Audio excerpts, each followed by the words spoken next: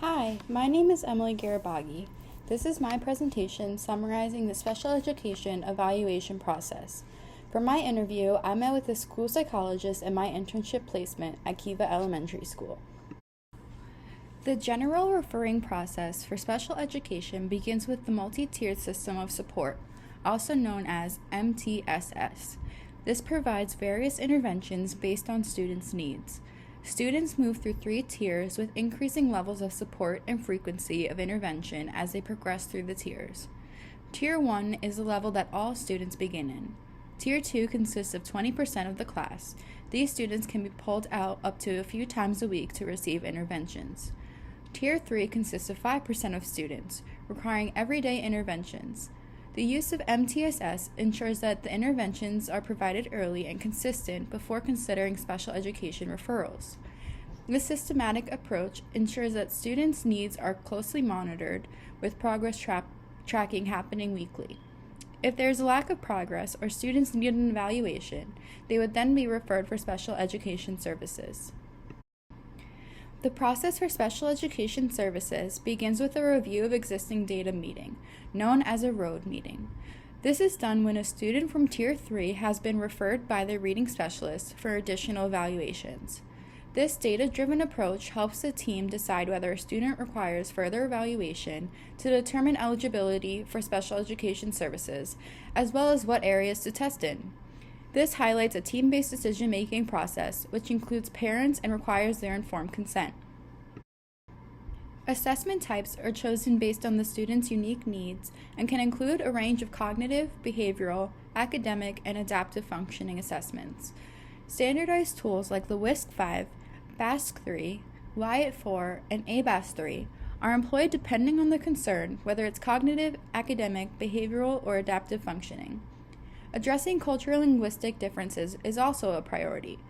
Evaluations are carefully crafted to rule out any bias or disadvantage related to the student's background. This consideration ensures that the students are fairly evaluated and that factors like language barriers or economic challenges do not skew the results.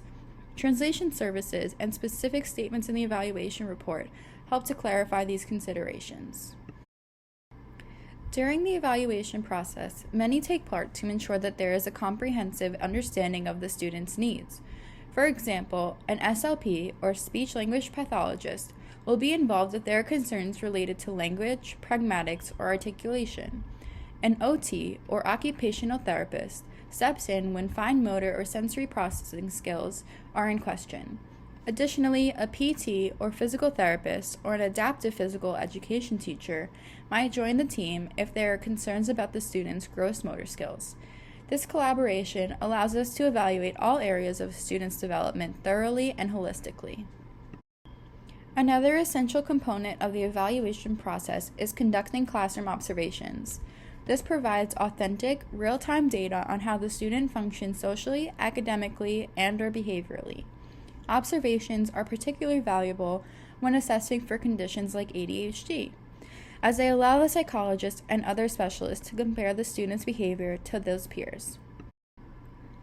Eligibility is then determined by the team based on the evaluation results. For example, to be eligible, a student with a specific learning disability would need weaknesses in a cognitive area along with an academic area, such as reading fluency, basic reading skills, reading comprehension, math calculation, math problem solving, and/or written expression. Once eligibility is established, the Individualized Education Program team, or IEP team, develops IEP within 30 days, and services begin immediately. This ensures a swift transition to support the student. In situations where students do not qualify for special education, they continue to receive Tier 3 interventions. The evaluation process is ongoing with regular reevaluations every 3 years to assess ongoing eligibility. However, parents can request an evaluation at any time. Throughout every stage of the special education evaluation and referral process, it is crucial that parents are involved.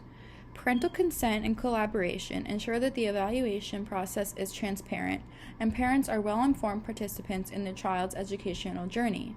It is required that parents complete social developmental questionnaires, interviews, and rating scales. In cases of disagreement with the evaluation results, it is important to emphasize that it was the committee's collective decision-making to avoid personalizing the outcome.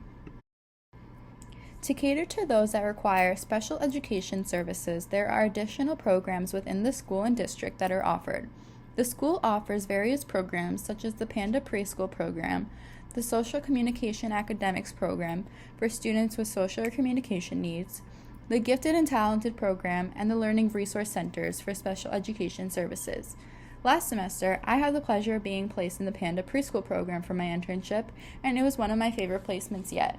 The diversity of the program ensures that the school can cater to a wide range of students' needs, from cognitive to emotional challenges. The described special education evaluation process connects to course content by balancing early intervention strategies, such as MTSS, with the use of standardized assessments. While standardized assessments like the WISC-5 and BASC-3 provide structured data, early intervention frameworks emphasize developmental approaches, aligning with concepts like play-based learning for younger children. Additionally, the process incorporates linked criteria by considering the student's unique needs and background, which informs the choice of assessments. Early childhood special education assessments similarly prioritize developmentally appropriate methods, integrating both standardized tools and observational data to support comprehensive evaluations. The special education evaluation process abides by Arizona Department of Education state laws and the Individuals with Disabilities Education Act by ensuring compliance with MTSS for early intervention, obtaining informed parental consent as required by ARS 15-766, and conducting comprehensive individualized evaluations. The process rigorously considers cultural and linguistic factors to ensure non-discriminatory assessments, aligning with both Arizona's legal requirements and IDEA's mandate for equitable access and individualized educational services for students with disabilities.